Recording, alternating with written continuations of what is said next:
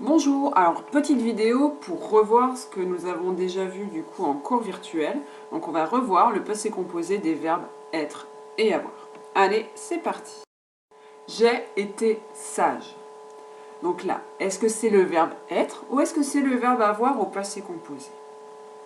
Ensuite, comment est-il construit? Alors, normalement, tu as bien reconnu le verbe être, parce que c'est être sage, c'est pas avoir sage. Donc oui, j'ai été sage, et été, c'est le verbe être. Si tu observes bien, devant, du coup, il y a le verbe avoir au présent, j'ai, et derrière, on a le participe passé du verbe être qui est été. Donc, pour composer le verbe être au passé composé, nous mettons d'abord l'auxiliaire avoir au présent, puis son participe passé qui est été. Donc, ça donne bien j'ai été, tu as été, et ainsi de suite. Donc maintenant, ce que j'aimerais que tu fasses, c'est que tu essayes de conjuguer le verbe être au passé composé sur ta feuille. Dès que tu as fini, tu cliques de nouveau sur play, comme d'habitude, et tu auras les réponses. Donc voilà ce que ça donne. J'ai été, tu as été, il a été, nous avons été, vous avez été, ils ont été. Comme tu observes, on a à chaque fois le verbe avoir devant, j'ai, tu as, il a, nous avons, vous avez, ils ont. Et derrière, il y a le participe passé du verbe être qui est été. Ici, on n'a pas besoin de s'interroger sur les accords, comme nous avons l'auxiliaire avoir devant, on n'accorde pas, même si c'est au pluriel, même si c'est au féminin, pas d'accord. Donc c'est pas très compliqué. Devant, on met le verbe avoir au présent et derrière, le participe passé du verbe être, c'est été. Alors, on continue. Vous avez compris, le meilleur ami du verbe être, c'est le verbe avoir. Donc ici, j'ai eu des cadeaux. Donc, vous avez compris que c'est le verbe avoir. Maintenant, j'aimerais que vous observiez un peu comment il est construit. Qu'est-ce qu'il y a devant et quel est son participe passé. Alors, donc, pour le verbe avoir, tu l'auras remarqué, c'est devant, il y a l'auxiliaire avoir au présent, j'ai, tu as, il a, ainsi de suite, et son participe passé, c'est eu, qui s'écrit EU.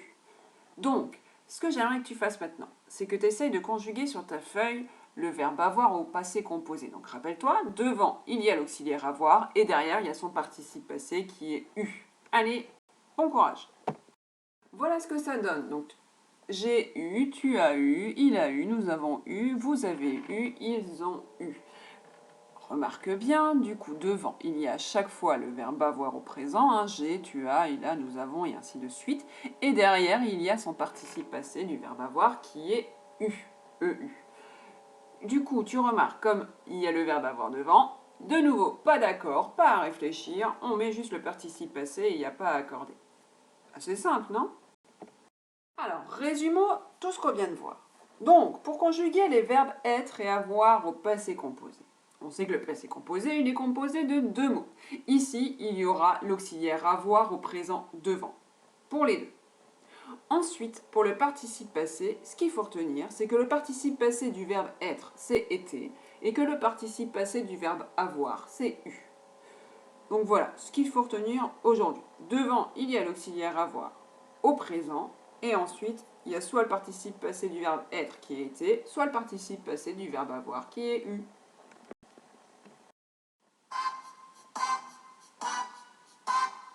Allons-y.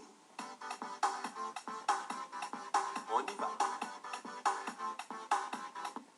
Alors, allons-y, on y va, c'est parti maintenant pour le plan de travail. Donc, je vous ai préparé un petit exercice sur le plan de travail par rapport au verbe être et avoir au passé composé. J'ai fait une petite musique parce qu'on me l'a redemandé, elle manque un petit peu à la fin des vidéos. Donc voilà, c'est parti, bon courage, à bientôt!